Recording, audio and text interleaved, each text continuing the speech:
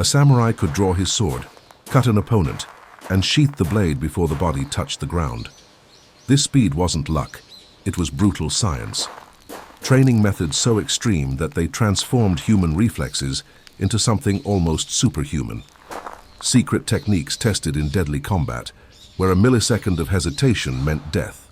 Discover now how these warriors achieved speeds that modern science is only beginning to understand, and that will leave you completely impressed. Samurai training began in a disturbing way.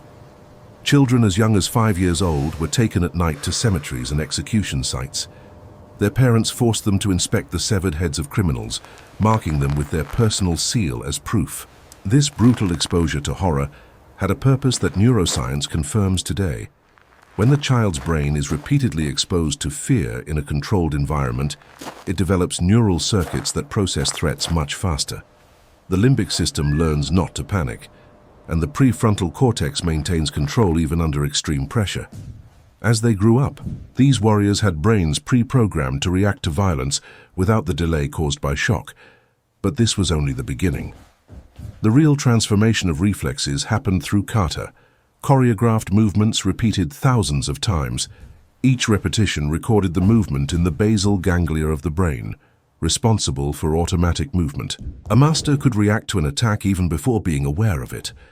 Muscle memory became so strong that the time between perception and action disappeared completely.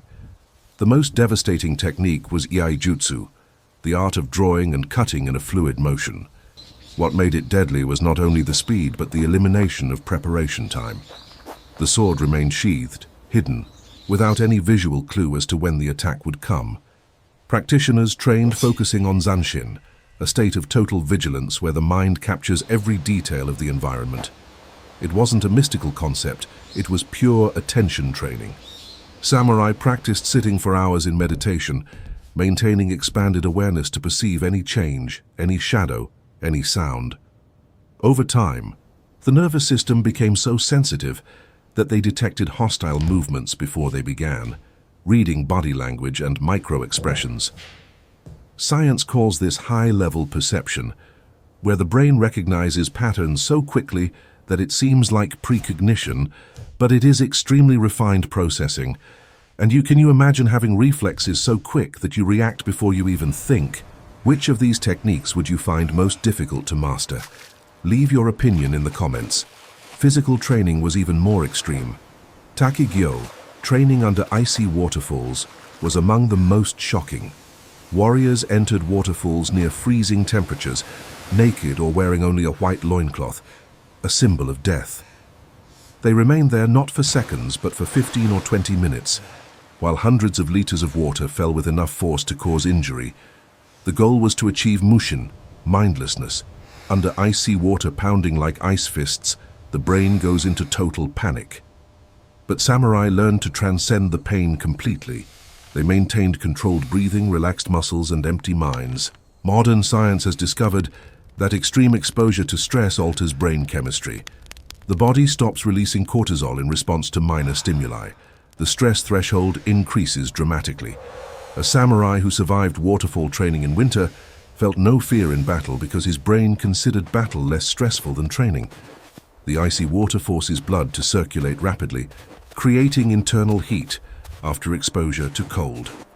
After long training, they no longer felt cold, only heat. Their bodies reversed the normal physiological response. The most fascinating element was mushin no shin, the state of no mind, taught through Zen. Master Takuan Soho wrote that the warrior's greatest enemy was not the opponent's sword, but his own thinking mind. Thinking during combat creates hesitation, and hesitation creates death. The goal was to reach a state where the mind is not fixated on anything, but flows like water, responding instantly without pause. To train this, they practiced zazen meditation for hours daily, focusing on breathing, allowing thoughts to come without clinging.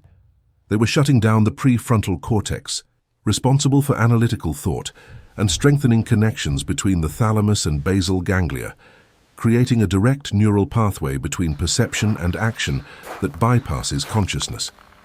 In modern terms, they achieved the state of flow that Olympic athletes seek, but they trained for situations where error meant instant death. Combat practice was equally brutal. Before bamboo swords in the 19th century, they trained with bokuto, wooden swords that could break bones, but it still wasn't real enough. There are records of samurai practicing on slaves and condemned prisoners, cutting real bodies to understand how the blade moves through flesh and bone. This practice, called tameshigiri, was necessary preparation. They needed to know exactly how much force was needed to cut different parts of the body, to feel the resistance, to eliminate any surprise when cutting a human for the first time. When facing a real enemy, there was nothing unknown, only the execution of movements practiced thousands of times. Sensory deprivation methods sharpened reflexes. Samurai were deprived of sleep, food, and water for extended periods. They walked barefoot in the snow, stood in icy water, and maintained vigils where drowsiness was punished. The purpose was to teach the body to function at its peak, even under extreme deprivation. When exhausted, hungry, and cold, reflexes normally diminish. But trained samurai maintained sharp reflexes when the body was at its limit. They developed hypervigilance through sheer willpower, where the mind became sharper because the body suffered. Modern military research confirms that humans can maintain high performance under extreme stress through repeated exposure. Peripheral vision training was crucial. They practiced fighting multiple opponents, requiring the ability to track movement in all directions.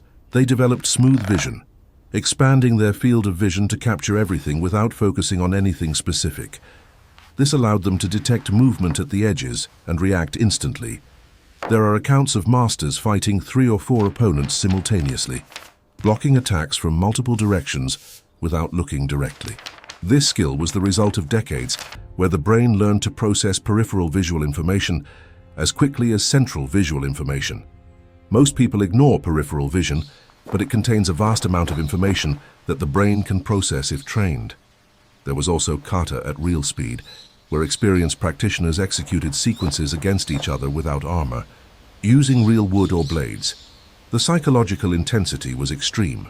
When a mistake means injury or death, the brain operates at a level of attention impossible to achieve in safe training. Every movement has real consequences. Samurai believed that one doesn't learn to fight until they feel real fear of death. After surviving hundreds of these experiences, fear disappeared, replaced by confidence and reflexes so quick they seemed instinctive. In real duels, observers reported not being able to see any movement. They would see 2 men standing still, then one would be on the ground bleeding. The speed was so great that the eye couldn't keep up. Finally, daily rituals of focus kept the mind sharp. Tea ceremony, calligraphy, and meditation were additional training in mental control. Tea ceremony demanded precise movements, each gesture perfect. Calligraphy required total control. A shaky line ruined everything. These practices trained microscopic control over the body, which translated into control over the sword. A samurai who traced calligraphy with perfection had the motor control to place the blade exactly where he wanted, with millimeter precision. Everything was connected, each aspect built upon others, creating a complete system that transformed an ordinary human into a superhuman reaction machine. The combination of extreme training, brutal conditioning, sensory deprivation, practice to perfection, deep meditation, and real exposure to danger created warriors with capabilities that seemed to defy human limits. And these methods truly worked, proven in thousands of duels where samurai demonstrated speeds that left opponents dead before they could react.